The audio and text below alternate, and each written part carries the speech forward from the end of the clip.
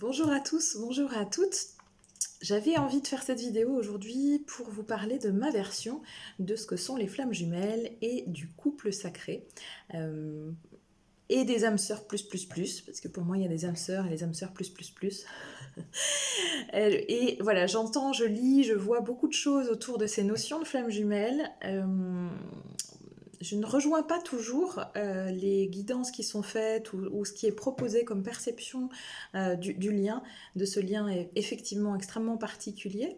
Et donc j'avais envie de vous partager ma vision des choses, étant moi-même effectivement aussi dans ce processus-là. Alors là où je suis d'accord par contre effectivement c'est qu'il s'agit d'un lien extrêmement particulier, extrêmement fort. Je vais pas revenir sur ce qu'est une flamme jumelle, sur ce qu'est un couple sacré, etc. Vous avez tout un tas de vidéos qui vous expliquent ça. Là, cette vidéo s'adresse vraiment aux gens qui ont envie d'en savoir plus. Alors, soit qui n'ont pas notion de tout ça, mais dans ce cas-là, vous allez chercher par vous-même ce que ça peut être, soit des gens qui sont déjà conscients euh, de ce parcours-là ou qui ont entendu parler de ce parcours-là, j'avais envie de faire entendre une autre voix, alors avec laquelle vous ne serez peut-être pas d'accord, et vous avez le droit.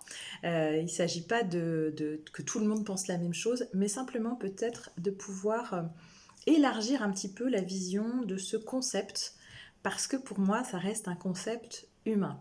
Ça ne veut pas dire qu'il n'y a pas une réalité spirituelle sous-jacente, mais l'humain a beaucoup besoin de catégoriser, de mentaliser, de classifier les choses. L'âme n'a pas ce besoin-là. Alors, pourquoi je vous fais cette vidéo maintenant Parce que j'ai été amenée ces derniers temps à tomber sur des vidéos qui parlaient de ce parcours de flammes jumelles. Et comme je vous le disais, là où je rejoins en fait ce que j'entends, c'est dans l'intensité du lien, c'est-à-dire dans l'intensité de ce que ça va venir chercher et susciter à l'intérieur de nous. Ça, effectivement, je suis complètement d'accord avec ça. C'est pas le saint graal non plus d'être dans une relation de flamme jumelle. Ça fait beaucoup travailler. On n'est pas des warriors ou on n'est pas des élus parce que on serait dans ce type de processus de flamme jumelle, de lien. Chaque âme a probablement sa flamme jumelle. Ce que j'ai eu comme information, c'est que effectivement, on n'était pas forcément tous incarnés en même temps. Donc, tout le monde a sa flamme jumelle. De toute façon, si elle n'est pas incarnée, vous êtes forcément en contact énergétique avec elle parce que c'est une relation en miroir à deux où on se fait avancer l'un et l'autre. Donc de toute façon, elle est présente dans votre espace, dans votre champ aurique, on me dit. C'est le mot que j'entends. Non, elle est présente dans votre champ aurique et vous continuez à œuvrer avec elle, même si vous n'êtes pas actuellement sur le même plan de conscience. Ok. Alors, moi, ce qui peut m'embêter dans ce que j'entends autour des relations de flammes jumelles, c'est que il y a plusieurs choses en fait. C'est qu'on serait forcément dans un lien où l'objectif est la fusion, c'est-à-dire c'est au-delà d'une réunion physique dans la matière, c'est vraiment la fusion dans l'espace du couple sacré dans la matière et dans sa dimension spirituelle, et que l'objectif à atteindre serait celui-là. Moi, les infos que j'ai eues concernant mon propre parcours et concernant la relation de flamme jumelle en général, c'est que c'est pas le cas. Ce que m'ont transmis les guides à travers les guidances que j'ai pu effectuer auprès d'autres thérapeutes, une en particulier que je salue, je pense qu'elle se reconnaîtra, c'est que c'est pas une fin en soi que de se retrouver. C'est-à-dire c'est un choix d'âme à la base de s'incarner ou non avec sa flamme jumelle. C'est pas la première incarnation que vous avez eue. J'entends aussi que quand on découvre qu'on est sur un parcours de flamme jumelle, c'est qu'on est en dernière incarnation. Je ne partage pas forcément cet avis, peut-être pour certains, mais pas pour tous. Pas pour tous. Il n'y a pas de règle générale en fait. On est sur des parcours singuliers, des parcours individuels qui demandent à aller chercher à l'intérieur de nous. Alors, il y a certes des généralités. Là où je trouve que c'est dangereux, c'est quand on prend la généralité comme vérité. Voilà. C'est quand on s'accroche à un concept pour en faire sa propre réalité. Pourquoi je trouve ça dangereux? Eh bien simplement parce que du coup, on va activer des croyances qui seront forcément limitantes, puisqu'elles sont croyances, et on risque de passer à côté de certaines choses, de se mettre dans des postures d'attente, de croire qu'on a des choses extraordinaires à réaliser pour avoir cette cerise sur le gâteau d'une réunion avec son autre, sa partenaire de vie, son âme sœur plus plus, ou sa flamme jumelle. Euh, Là, je rejoins pas cet avis-là. Donc, la guidance disait que effectivement, quand on s'incarne avec sa flamme lumière, j'allais dire, la jolie lapsus, c'est ça, avec sa flamme lumière, avec sa flamme jumelle, c'est parce que nos deux vibrations incarnées dans la matière vont produire un espèce de geyser énergétique, un geyser lumineux, qui vont aider à augmenter les fréquences de la planète Terre. J'ai presque envie de vous dire, ça n'a rien à voir avec l'humain que nous sommes. L'humain que nous sommes est porteur de cette lumière, mais il reste humain avec ses parts d'ombre et ses parts de lumière, et donc ça n'est pas lui en tant que tel qui porte cette lumière-là à part entière. Donc les guides m'expliquaient en ce qui me concerne que le fait d'être incarnés ensemble sur la planète Terre suffit à ce que ce geyser énergétique, à ce que ces fréquences énergétiques soient diffusées sur Terre. Il n'y a même pas besoin de re-rencontrer enfin de se connecter physiquement avec son jumeau ou sa jumelle. Donc votre flamme jumelle peut tout à fait être incarnée sans que vous ne sans qu'on ne la mette jamais sur votre chemin physique, pas par punition, mais simplement parce que vos âmes ont choisi ce déroulé-là. Il y a des considérations qui nous dépassent, si vous voulez. Nous, on a une lecture terrestre de j'aime cet autre, je ressens quelque chose d'extraordinairement fort, d'extraordinairement puissant, que je ne peux pas décrire avec des mots humains. Et ça, c'est une réalité, effectivement. Mais du coup, on la transforme souvent en il faut que je concrétise cette relation amoureuse dans la matière. Il faut que je vive pleine, il faut que je vive avec cet autre. Comment dire, je trouve que ça nous enferme dans une dépendance, ça nourrit voilà, tout ce qu'on peut entendre du parcours, hein, alors le chaser, le runner, celui qui a la blessure de rejet, celui qui a la blessure d'abandon, c'est dans le sens inverse d'ailleurs, si j'ai tout suivi. Et je ne nie pas cette réalité-là, c'est vrai, ça nous oblige à travailler là-dessus. Bien sûr que cette relation, elle est tellement à la fois fusionnelle et explosive qu'elle, en miroir, elle nous renvoie et ben, tout nous manque, toutes nos failles, toutes nos ombres, toutes nos blessures. Mais la finalité, dans les guidances que j'ai, la finalité vraiment de cette relation de flamme jumelle, c'est pas les retrouvailles terrestres avec l'autre. Si ça se produit, c'est génial, mais pour la source, pour l'âme aussi, c'est pas une finalité forcément. La finalité, l'objectif, c'est la libération de son être intérieur profond. C'est-à-dire ça va être un miroir, un jeu de ping-pong entre l'un et l'autre pour venir chercher en soi ce qu'il y a à guérir. Et les guides me disaient que c'est là tout ce qu'on nous demande dans une relation de flamme jumelle. Il n'y a pas nécessité d'une réunion, d'une fusion terrestre. Il y a nécessité de travailler sur ces blessures. Je ne suis pas en train de vous dire que vous ne retrouverez jamais votre flamme jumelle. Je vous dis que c'est une possibilité, à mon sens, en tout cas, dans ce qui m'a été transmis, dans ce que j'en ai compris aujourd'hui. C'est pas une nécessité, c'est une possibilité. Donc, ok, ne vous fermez pas à cette possibilité si c'est ça dont vous avez envie, mais ne misez pas toute votre vie, tout votre parcours sur cette possibilité. La seule personne sur laquelle vous devez miser, c'est vous. Les guides expliquaient aussi que chacun a son libre arbitre, ce qui veut dire que, et là c'est aussi ce que j'expérimente moi depuis quelque temps sur le plan terrestre, hein, c'est que on peut être dans cette conscience des potentialités de l'âme de l'autre, hein, des potentialités de sa conscience supérieure. Il y a parfois un gros delta entre et enfin parfois pour tous, hein. Alors moi je l'observe chez l'autre, mais bien évidemment je peux l'observer aussi chez moi, ou l'autre peut l'observer chez moi.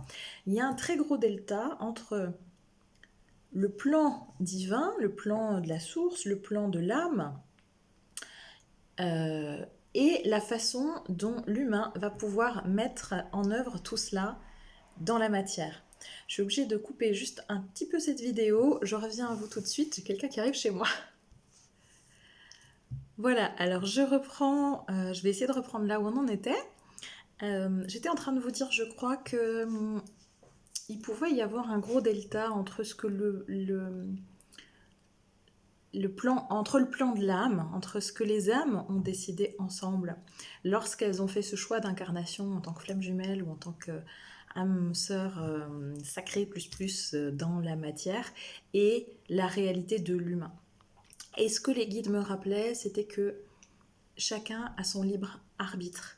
C'est-à-dire que l'objectif, c'est que vous puissiez, vous, avancer sur votre parcours, sur votre chemin d'âme, sur la guérison de vos blessures. Comprendre la dépendance affective, comprendre la blessure d'abandon, la blessure de trahison, la blessure de rejet, la blessure d'humiliation.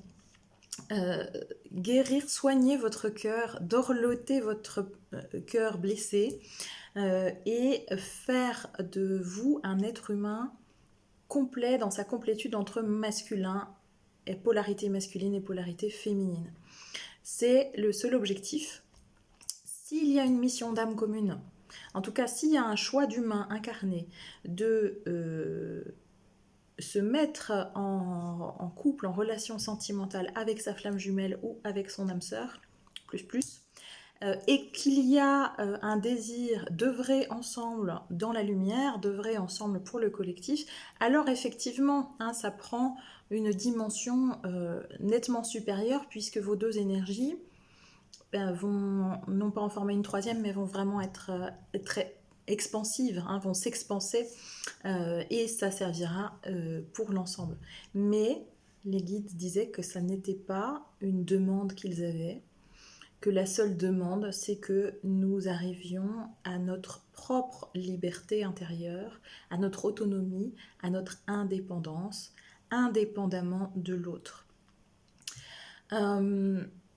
D'ailleurs, quand on entend parler des flammes jumelles, on a toujours ce même parcours, on nous décrit toujours ce même parcours.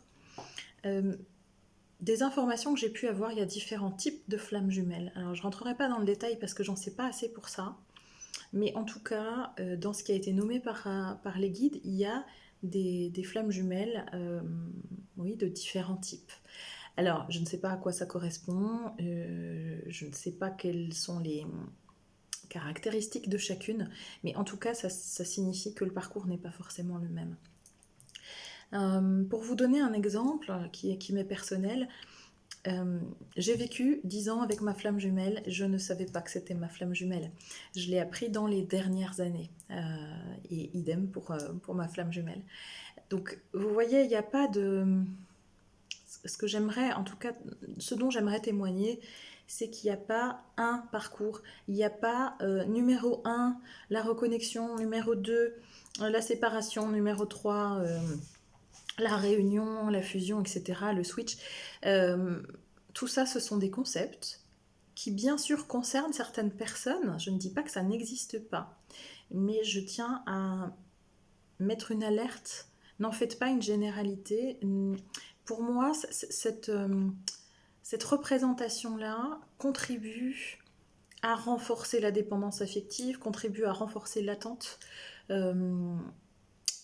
contribue à ce qu'on ne soit pas positionné au bon endroit de nous-mêmes. C'est-à-dire, je vais travailler, mais je vais travailler pour que l'autre revienne. Alors, je caricature un peu. Bien sûr que quand on est dans ce cheminement-là, on comprend qu'il faut travailler pour soi, uniquement pour soi.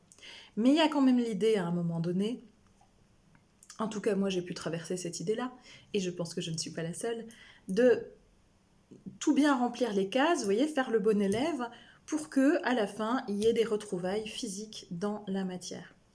Ce qui est une certitude en revanche, c'est que vos âmes ne sont jamais, jamais, jamais séparées, c'est-à-dire que sur le plan 5D, sur les plans subtils, vous êtes toujours en connexion. Ce qui fait que vous avez des sensations, des émotions qui ne vous appartiennent pas, mais qui appartiennent à l'autre, puisque vous êtes complémentaires. Donc, vos âmes sur ce plan-là, c'est toujours des bons potes qui rigolent bien ensemble et qui ne souffrent pas de la situation terrestre. En tant qu'humain, on est les seuls à être dans cet émotionnel. L'âme n'est pas dans l'émotionnel. Hein. L'âme, elle est dans faire avancer son humain. Et avoir la patience que son humain avance au rythme qui lui convient.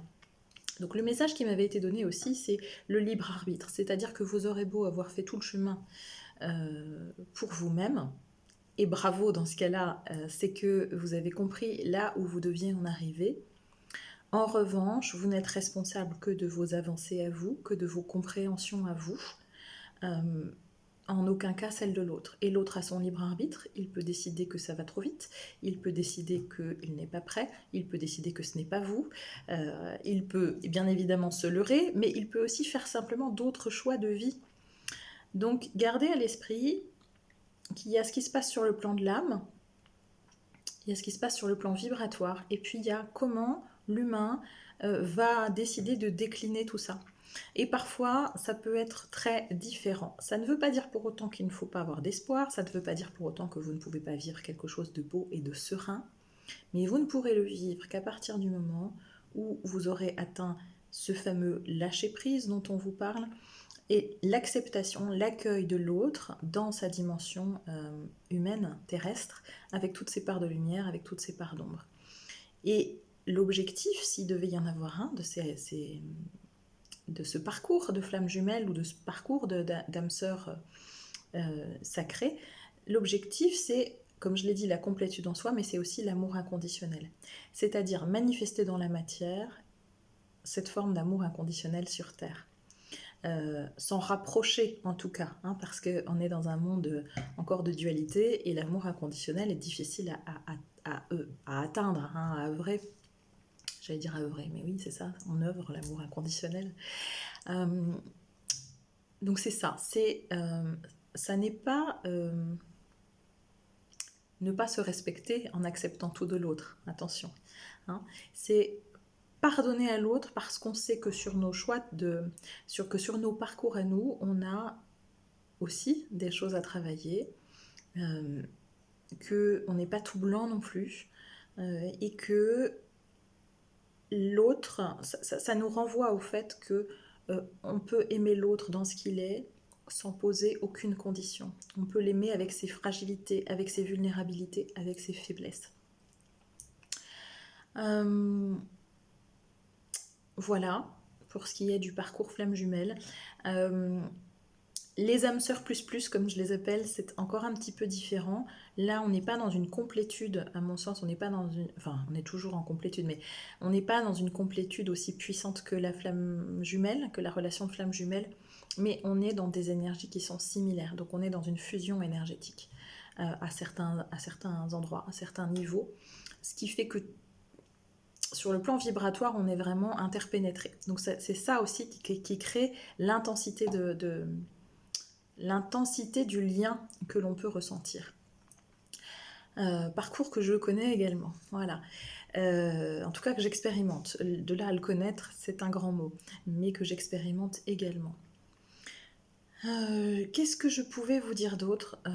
C'était vraiment ça, c'était de comprendre, mon message c'est vraiment de comprendre qu'il faut impérativement que vous lâchiez prise sur ce lien et que vous vous concentriez sur vous. Et regardez des guidances toutes les semaines de où en est votre autre, qu'est-ce que le masculin sacré est en train, où en est le masculin sacré, où en est le féminin sacré. Ça reste des guidances générales. Bien sûr que par moments ça peut faire du bien parce que ça nous permet de nous accrocher à quelque chose, mais c'est aussi là tout le problème, c'est qu'on s'accroche à quelque chose. Or, le travail, c'est de s'accrocher à nous. Donc, regardez ces guidances si elles vous font du bien par moment, ne devenez pas addict de ces guidances parce que ça vous place dans une posture d'attente et lorsque vous êtes dans l'attente, eh bien les choses ne se produisent de toute façon pas. Voilà. Qu'est-ce que je pouvais vous dire d'autre? Je ne sais plus du coup si je vous l'ai dit ou pas. Euh, En tout cas, ce que mes guides m'ont renvoyé par rapport à mon parcours personnel et j'avais une question de, mais finalement, quand on est flamme jumelle, est-ce que c'est toujours un lien amoureux? La réponse clairement des guides a été non, pas forcément. Simplement, le lien est tellement intense qu'il peut s'apparenter à un lien amoureux. Et c'est difficile pour nous sur Terre parce que on a besoin d'étiquettes, on a besoin de compréhension, on a besoin de ranger les choses dans des cases. Et ce lien-là ne rentre dans aucune case. Et du coup, ça peut être très compliqué d'arriver à trouver sa place l'un par rapport à l'autre. Euh, et là, c'est là que l'humain intervient, c'est-à-dire que c'est un choix humain, terrestre, et c'est pas un choix d'âme, que de concrétiser cette relation dans une relation amoureuse dans la matière ou d'en faire une relation autre. De toute façon, le lien reste extrêmement fort. Euh, extrêmement fort. Voilà, j'espère que j'aurais pu répondre à certaines de vos questions. Enfin, en tout cas, vous n'aviez peut-être pas ces questions, mais moi j'avais envie de partager et besoin de partager ça avec vous parce que ça me fait du bien aussi de vous le transmettre. Euh, Peut-être, j'espère que ça pourra aider certaines personnes qui entendraient ce message et qui ne se retrouveraient pas dans tout le parcours classique tel qu'il est édicté, j'allais dire, tel qu'il est catégorisé. Alors, encore une fois, hein, c'est important de comprendre. Et donc, en tant qu'être humain, on a besoin de mettre des étiquettes pour comprendre. Donc, ça peut expliquer un certain processus. J'ai eu besoin de comprendre ce processus-là pour pouvoir m'en dégager aussi et me dire, mais en fait, non, je ne me retrouve pas dans tout. Donc, ne prenez pas pour acquis tout ce que vous entendez. Voyez comment ça résonne au plus juste à l'intérieur de vous-même.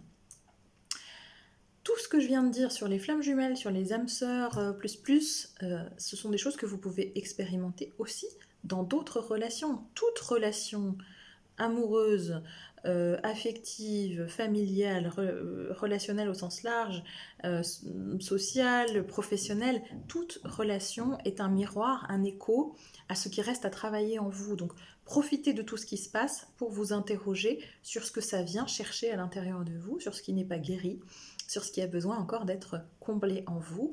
Et ayez bien cette notion que c'est à vous de vous apporter ce qui vous manque à l'intérieur de vous. C'est pas à l'autre, quel que soit cet autre. Alors ça, c'est pas toujours simple, parce que bien évidemment, à un moment donné, on peut suffoquer de ne pas recevoir ce qu'on attend de l'autre, mais on en revient toujours à la même chose. Tout ce qu'il y a à trouver se situe au cœur de vous-même. Et ensuite seulement, effectivement, si chacun des humains accepte ce travail qui peut être, enfin c'est pas qui peut, qui est laborieux et qui par moments est difficile parce que c'est pas simple, le chemin vers soi n'est pas simple. Ou plutôt, il est simple, mais il est difficile à mettre en œuvre. Voilà. Parce qu'il y a des émotions, parce qu'il y a des résistances. Donc, ayez bien ça en tête. La relation de flamme jumelle vient juste exacerber tout ça, mais ce sont des choses que tout un chacun peut expérimenter dans son quotidien. Et c'est aussi pour ça qu'on s'est incarné, pour pouvoir engranger chacune de ces expériences. L'objectif, c'est toujours l'apprentissage, la connaissance de soi, pour aller plus loin en soi-même et dépasser, illuminer la matière en fait, hein, dépasser ce qui est de l'ordre du doute, de l'ordre de l'émotionnel, de l'ordre de la dualité pour aller vers l'unité et l'unité en soi d'abord. Voilà, j'espère que j'aurai été à peu près claire. Je vous remercie pour ceux qui m'ont suivi et je vous retrouve bientôt. Bonne journée.